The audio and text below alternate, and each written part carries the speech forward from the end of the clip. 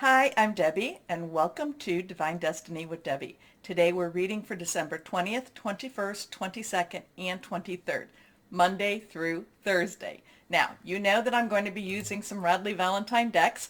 I will use my Archangel Power Tarot card for the main message. I'll pull one of my Guardian Angel cards, if they don't all fall down. I'll pull one of my Guardian Angel cards. I'll also pull one of my Emily Anderson crystal cards.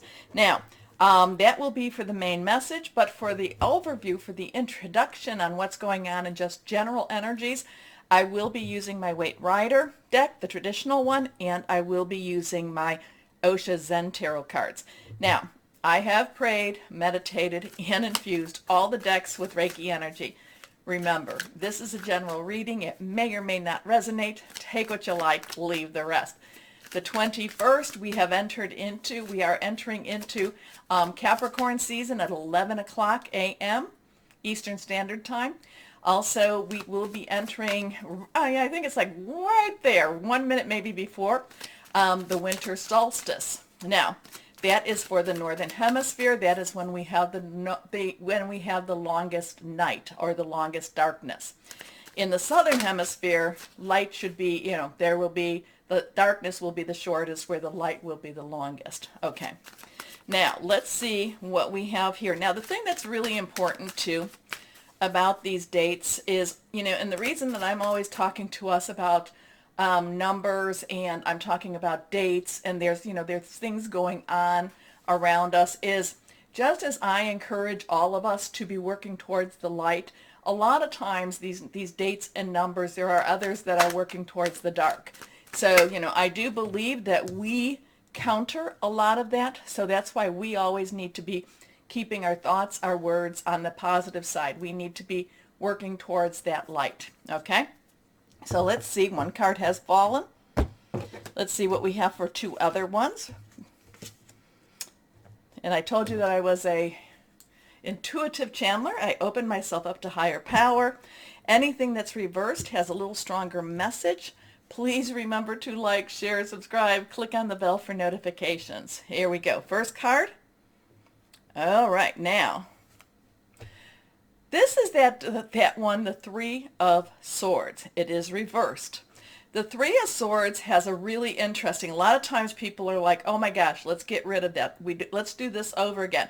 Because the Three of Swords recognizes that there has been heartbreak, that there has been something that has not necessarily felt good, that there has been pain, that this has been a really, this has been a really intense moment. The other thing, so you can see the gray clouds, you can see that there are actually swords in the heart, you can see the rain behind it. The thing is that the rain is behind, and the other thing about the Three of Swords that I want you to kind of look at and really look at this. If this was a current situation, this would be a very, very messy looking card. This is something that has happened in our past. It could be a very recent past. This is something that now says, let it go, let it go. Because, it doesn't mean that we're not going to have scars. Oh, it does not mean that. We will probably carry the scars with us. But will we learn from it? Can we release it? And this is what the Three of Hearts, I keep wanting to say that. The Three of Swords wants to tell us. Now, three in itself has a lot of energy with you say something, do something 3 times, put this out into the universe. Also, it's about celebration. It's about creativity.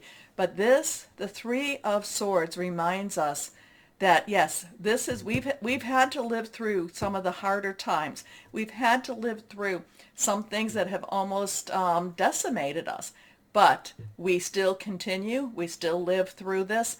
And we then become stronger. We carry our scars, but we carry them as badges of courage. But it also reminds us to now move on, move on. Your next card here, the Ace of Cups. Now, so we have a 3, we have a 1. 1 has new beginnings, new starts. Cups is our, well, I told you that Swords was our Aquarius. It was our, and we have Saturn and Jupiter still in Aquarius. It is also our Gemini. It's also our Libra. Thought process is making plans, really thinking things through. Cups is our Cancer, Pisces, Scorpio, fluid, very emotional. Now this has a new opportunity, a new commitment, a new, so this, in order for us to go forward, we have to let go. Doesn't mean that, it does not mean that we forget, because we carry those scars with us. We carry those experiences with us. But now we go forward. We have hope. We have, this has a new relationships, new loves, new energy that's going to push us into newer situations. It really, it right, when we're kind of going with this whole heart energy again, it, makes our heart burst with joy. Okay, next cup. Oh, next card, again, this one is also reversed. And now we have a 2. 2 has joinings, 2 has crossroads. Do I go this way, that way? 2 has decisions. This is the High Priestess. This is the intuition. This is us reaching out to higher power, guardian angels, whoever we reach out to. This is us really connecting into that, into that other side. There's the natural and there's the supernatural. There's the physical and there's the metaphysical. And this is us meditating. This is us staying quiet for a little bit of time and really connecting about what our next steps are going to be. Where do we want to go? What is supposed to be happening for us too? There is a little bit of submission I'm feeling with the High Priestess. She is, maybe she wants to do her own thing, but yet she realizes that she's being guided by something greater and bigger than herself. Okay? So there's this, I have been feeling very spiritual energy going on, and this kind of confirms that same thing. Okay, now let's go on now with the Osha Zen Tarot cards. I generally use these for, more for words of advice, okay? But let's see what we've got going here. So there's totally new, there is a new developing of our, maybe of our psyche, of our, of our intuition. There is, but again, what this was, again, forgiveness, when I talk about forgiveness, forgiveness is what helps you. Letting go anger is what helps you. The other person doesn't either doesn't know or they don't care. So it's really to get us to a healthier emotional state. But there's really deep feelings, deep searchings. Really, it's kind of, I feel like this is going into that shadow side of us that we have to look and we have to really clear a lot of this, I don't know, is it emotional energy? Is it kind of looking into our own darker energy? It could be. It could be. Okay, let's see what this one is. Okay, well, clinging to the past. Clinging to the past kind of goes along with what we're talking about. So this week's energy is, so we have the 5. 5 has change, positive, negative.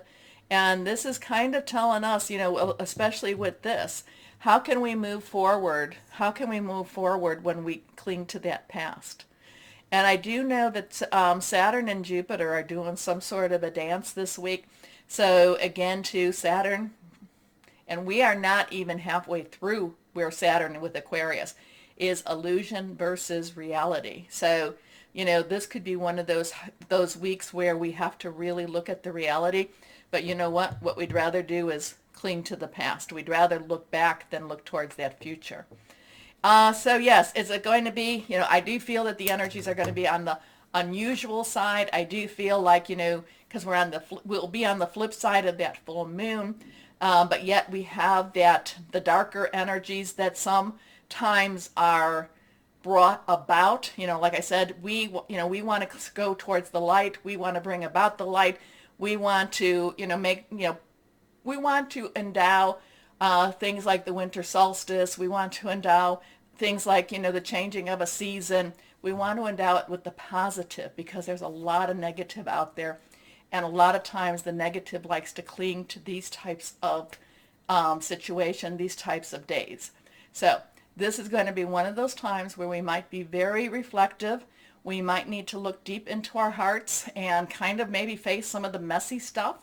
But at the same time, once we face it, we'll find out that it really isn't as hurtful as we thought it was going to be. Maybe we've been avoiding it, and now that we, face it head on, it actually isn't the monster we thought it would be either. Okay? Okay, where did that come from? Anyway, I will post this as an introduction for the week, but I will also add this to our readings, which will start now.